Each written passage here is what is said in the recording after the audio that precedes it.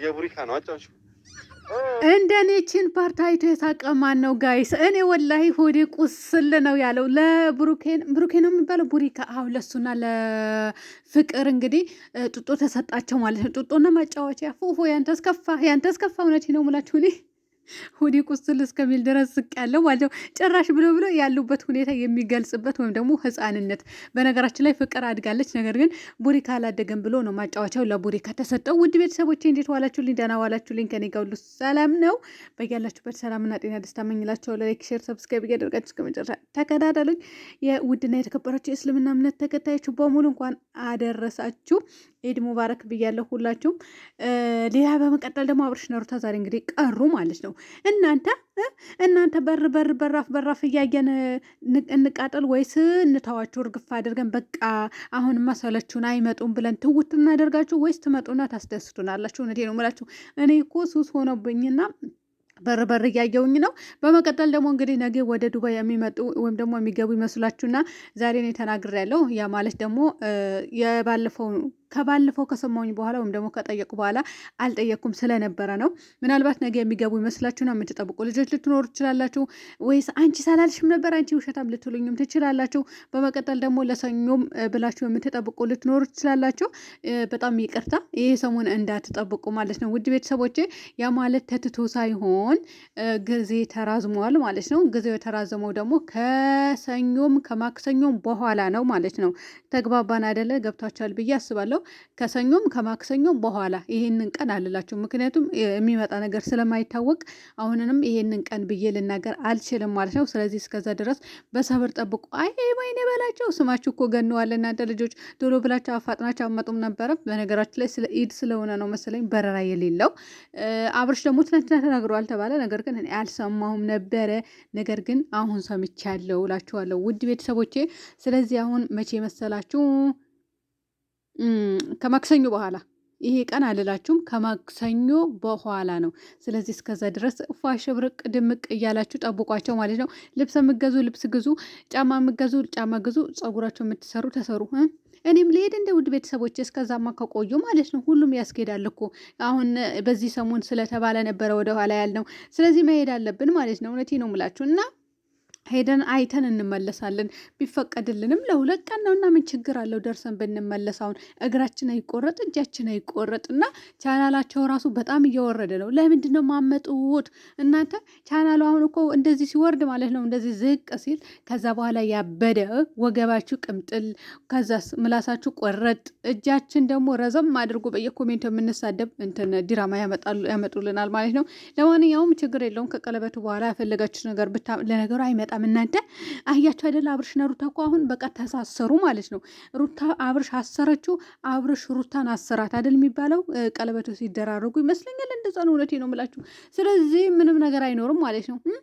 እከሌ ወጣች፣ እከሌ ወረደች፣ እከሌ ተፋታች፣ እከሌ ሄደች፣ የከሌ ቤት ሄደች፣ እከሌ መጣ ብሎ ነገር የለም አይኖርም ይመስለኛል። እና ደግ ሆናችሁ እውነቴ ነው የምላችሁ።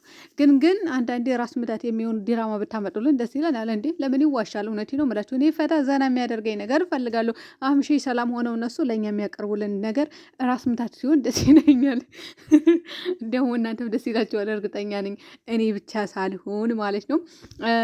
ሙቪ እንግዲህ ወደ ቡታጀራ ጉዞ አድርጎ እናቱ ጋር ሄደዋል። ውድ ቤተሰቦቼ ባይዘ ሙቤ ይመለሳል ብቻ እኔ አላቅም። እውነት ለመናገር ተገናኝተናል፣ ነገር ግን ማቀው ታሪክ የለም ማለት እኔ እንደዚህ መጠየቅ የሆነ ገባ ብዬ መጠየቅ አልፈልግም። እና ወደ ቡታጀራ ሄዶ ራሱ ዛሬ ሲፖስት እንዴ ልጅ አይመጣም እንዴ ብዬ ነበረ በውስጤ ማለት ነው። እና ነገር ግን በቃ እኔ አላቅም እላችኋለሁ ጋይስ፣ አላቅም ብሎ ምንድን ነው መራቅ አይሻልም እንደ ይሻላል ብዬ አስባለሁ።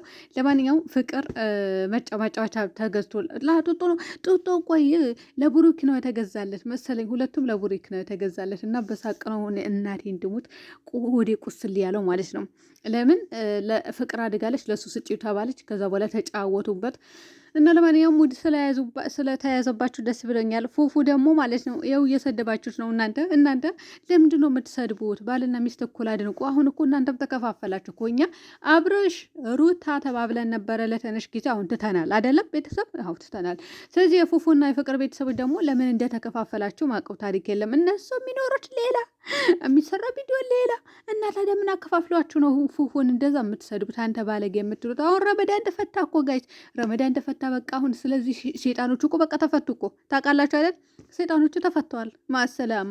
ስለዚህ ስለተፈቱ አሁን እንባ ከረዮ የያዘውን ልቀቁኝ ያታፉናል ማለት ነው። በቃ ለመሳደብ ተዘጋጁ። እውነቴ ነው የምላችሁ፣ ለመሰዳደብ ተዘጋጁ።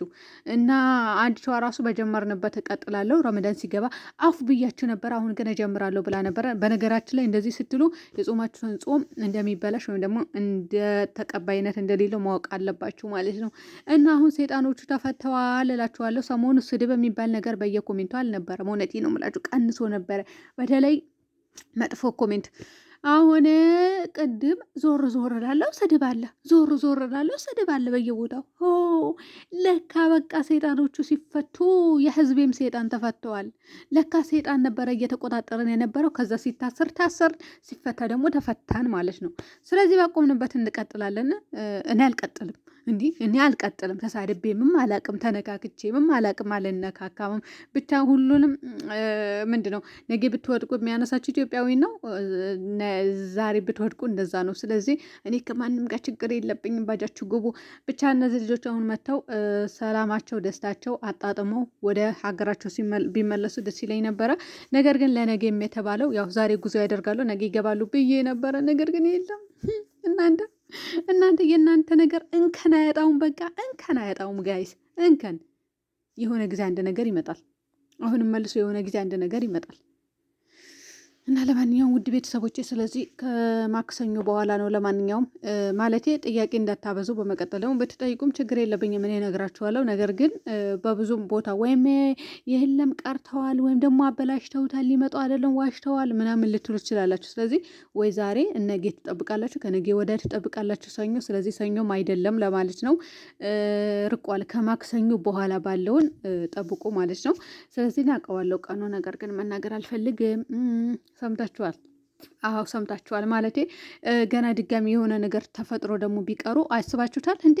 አንቺ ውሸታም እነሱም ውሸታም ልትሉኝ ማለት ነው። ስለዚህ እኔ በቃ ከማክሰኞ በኋላ ብያችኋለሁ። የዛ ቀን ሲገቡ ያው መጡላችሁ ብዬ እማበስራችሁ ይሆናል ማለት ነው።